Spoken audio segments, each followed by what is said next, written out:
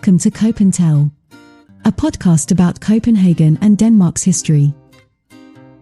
Written and produced by Danish historian and tour guide Rune Edberg. This podcast features excerpts from Rune Edberg's book Know Your Dane: Unlocking the Secrets to the Danish Mentality, as well as stories from his 2 walking tours, World War II and Copenhagen, and Copenhagen's Dark History Walk. It is possible to book a spot on these tours on the website COPENTELL.com. On this episode,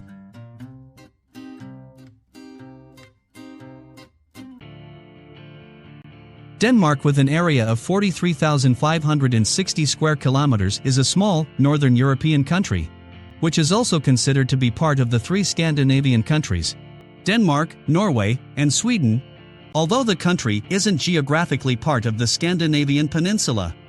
The capital of Denmark is Copenhagen, located on Denmark's largest island, Zealand. The city has around 500,000 inhabitants in the city center, and around 1,200,000 inhabitants in the greater Copenhagen metropolitan area. The second largest city is Aarhus, with 270,000 inhabitants, located on the mainland in Jutland. The total population of Denmark is 5.873.420 million inhabitants as of 2022. Denmark is a functioning democracy, but it is also a monarchy, with Queen Margrethe II presiding as head of state. The Faroe Islands and Greenland are also part of the Kingdom of Denmark, though they govern themselves to a large degree. Denmark is part of the European Union, and the country's currency, the Danish kroner, is connected to the euro. The Danish language. It is said that the key to a country's culture is its language. The Danish language is within the common Germanic languages, and the closest languages to Danish are Norwegian, Swedish, and Icelandic. In particular, the Norwegian and Danish languages have traditionally been close to each other, due to the close relationships of the countries throughout their 400 years of common government, and the former mutual capital city of Copenhagen. However, the Norwegian written language has changed significantly since Norway's divorce from Denmark in 1814, and the country's final independence from Sweden in 1905.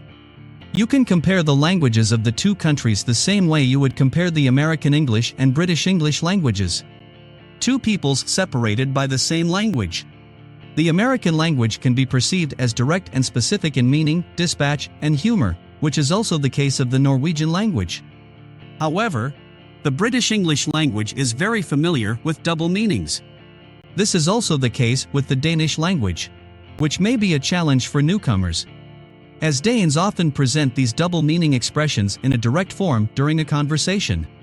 This can also make it difficult to decode the speaker's attitudes, values, and norms, because they are not explicitly stated, but are instead expected to be understood through allusions.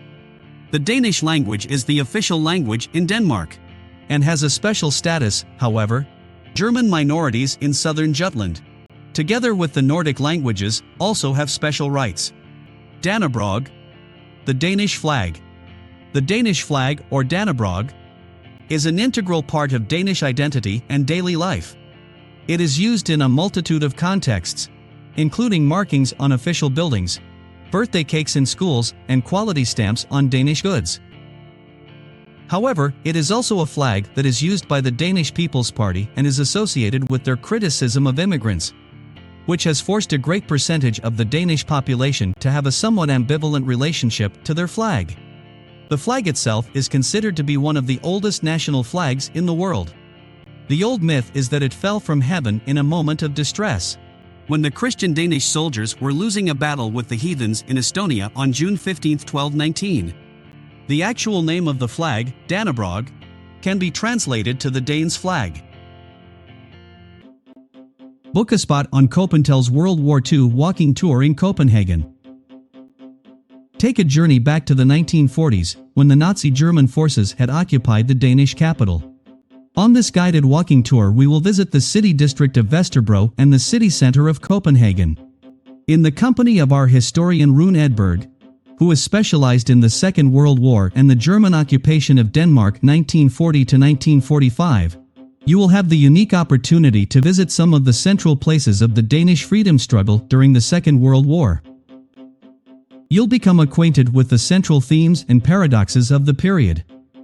Danes in the resistance movement and Danes in German service, which came to violent expression through assassinations and bomb attacks that divided the Danish population during the 5 long years from 1940 to 1945. We will stop outside at some of Copenhagen's most central locations and sites from the Second World War. This includes the former Gestapo headquarters at Shellhuset, where we will hear the story of the British bombing of the building on the 21st of March 1945 and its consequences. We will also visit the place where the resistance group Holger Dansk was founded and come past the dreaded addresses from which Hitler's henchmen ruled Denmark with an iron hand. You can book your spot on COPENTELL.com. You have been listening to COPENTELL, a podcast about Copenhagen and Denmark's history.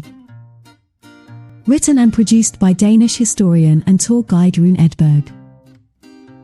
This podcast features excerpts from Rune Edberg's book Know Your Dane: Unlocking the Secrets to the Danish Mentality, as well as stories from his 2 walking tours, World War II and Copenhagen, and Copenhagen's Dark History Walk. It is possible to book a spot on these tours on the website COPENTELL.com.